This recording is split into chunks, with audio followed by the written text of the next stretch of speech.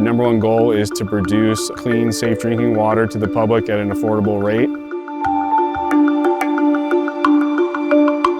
We're currently at the Elizabeth George water treatment plant here at NID. NID owns and operates 6 water treatment plants. This is our biggest facility. It's capable of producing 18 million gallons of water per day, and it has 6,000 service connections, and it serves a population of over 17,000 people. We take water from the upper country and our snowpack. It comes down the mountain in what we call the Banner Cascade Pipeline. It's treated here at this facility, and then it goes from here to the town to our different storage tanks, and that's where it's consumed by the customers. The first stage is coagulation, where we take our coagulant, which is aluminum sulfate, and that binds the particles together in a rapid flash mix.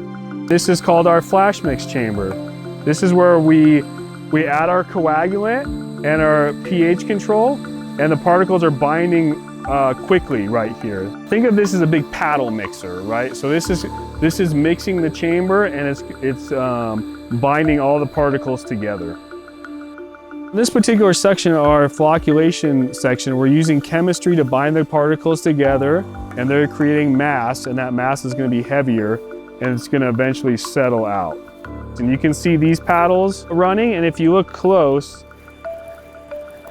you can see the specks there. That's called flock. And what you're looking for, this is called pin flock, where the particles are bound together, and then in between you can see how the water is starting to clear. And then we progressively mix it slower throughout the basin. Next, we're going to go to our sedimentation basin. In this section, we're not mixing anymore, and we're letting the particles settle out over time. So we use our chemistry and gravity to settle all the particles out, and we're going to decant clean water off the laundering weirs here, and then go straight to the filters. At the bottom of this basin, we have automatic sludge rakes that clean the sedimentation off the bottom, and then we can send that sludge up to our drying ponds where it's dried, and we can take all the clean water out of the sludge and send that back to the front of the plant to recycle.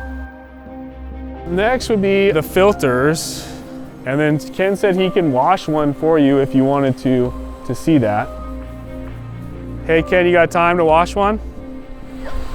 Yeah, so the first process is what it's going to be is we're going to lower the water filter, we're going to drain it all out, and then we're going to reverse flow the water. The filter bed will expand, and we can backwash the filter.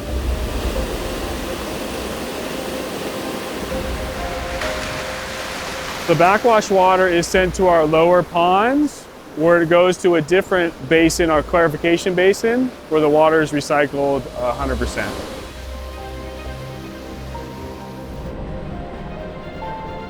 Turbidity is a measurement of how much particles are in the water. And turbidity is measured by how much light is reflected off those particles in the water. And so we do that by using a turbidimeter. This is our online turbidimeter. And what happens is we constantly flow water out of the filters through it, and a laser is reflected up through the bottom, and how much light is reflected off of the water in the vial is how we get our measurement. This is post-filter, so this should be perfectly clear. So this is our chlorine analyzer. That tells us how much chlorine residual we have in the water. So this is what is actually our filter media. So if you look closely, it's anthracite and sand mixture. So if you looked at this underneath a microscope, it would look like jagged porous material, and that's what catches the flock in the filter.